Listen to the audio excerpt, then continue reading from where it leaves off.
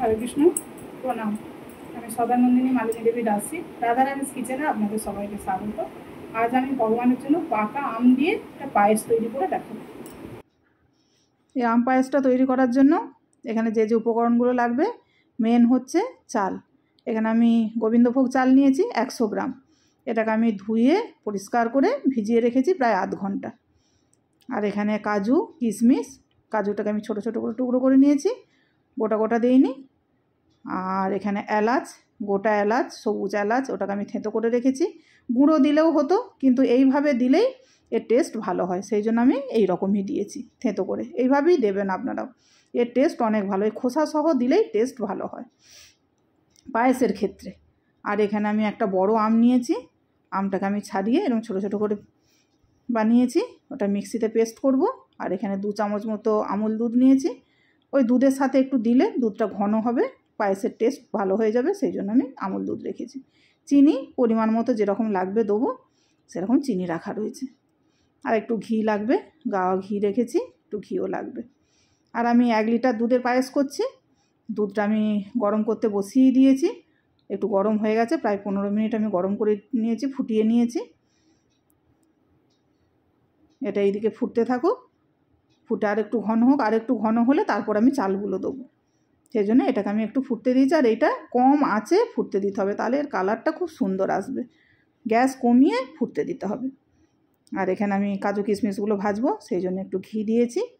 ঘি দিয়ে কাজু কিশমিশগুলো দিয়ে দেবো, দিয়ে কম আঁচে নাড়াচাড়া করে সুন্দর করে ভাজবো। ভেজে যদি পায়েসে দেওয়া হয় কাজু কিশমিশ, তাহলে পায়েসের টেস্ট খুব ভালো হয়।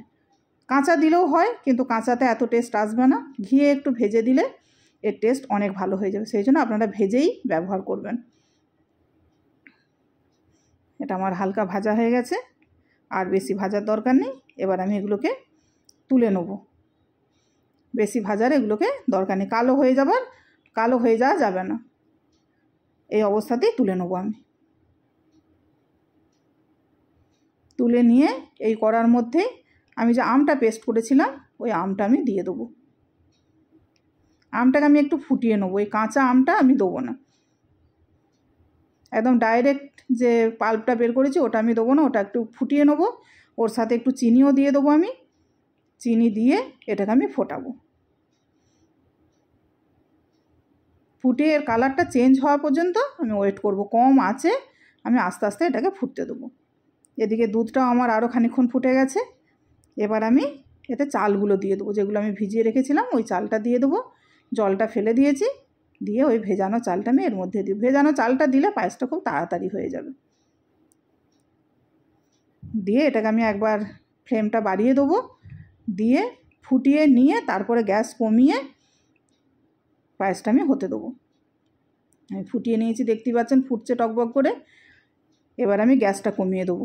এইভাবেই করতে হবে, কেন হাই ফ্লেমে করলে চালগুলো পুরো সেদ্ধ হয়ে যাবে, ভেঙেও যাবে, আর দুধটাও তাড়াতাড়ি কমে যাবে, ওটা ভালো হবে না খেতে।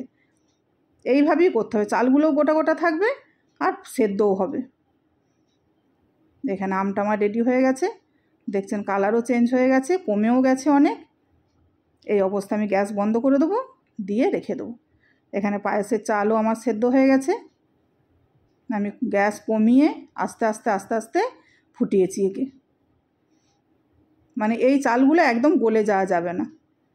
এরপর আমি যে আমুল দুধটা নিয়েছিলাম, ওর থেকে কিছুটা কড়া থেকে দুধ তুলে আমুল দুধটা তার সাথে গুলে আর এর মধ্যে আমি দিয়ে দেবো। এইটা দিলে পায়েসের টেস্ট অনেক বেড়ে যাবে, দ্বিগুণ বেড়ে যাবে, আর ঘনও হয়ে যাবে দুধটা। কত সুন্দর লাগছে দেখুন, কত ঘন হয়ে গেছে। এইভাবে কম আঁচে আস্তে আস্তে আস্তে আস্তে ফোটাতে হবে, তবেই পায়েসের স্বাদ অনেক ভালো হবে।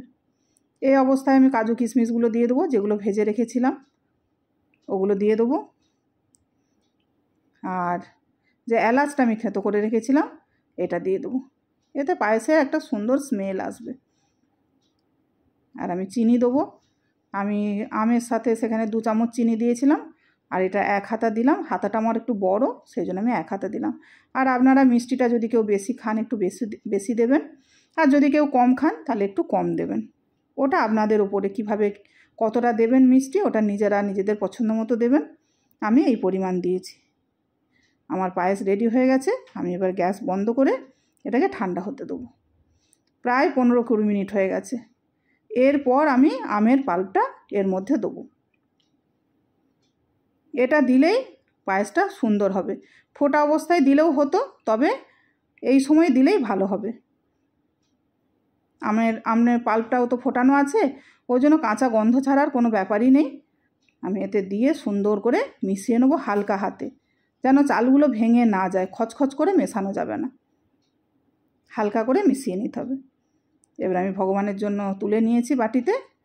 আর দেখতে পাচ্ছেন আমটা ফুটিয়ে দেওয়ার জন্য কালারটা কত সুন্দর এসেছে। কাঁচা আম দিয়ে দিলে এই কালারও আসতো না, আর এইরকম যে একটা সুন্দর গন্ধ হয়, আপনারা রান্না করলেই বুঝতে পারবেন, সেই গন্ধটাও আসতো না।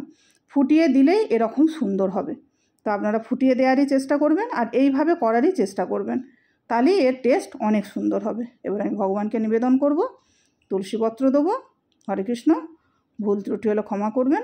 প্রণাম।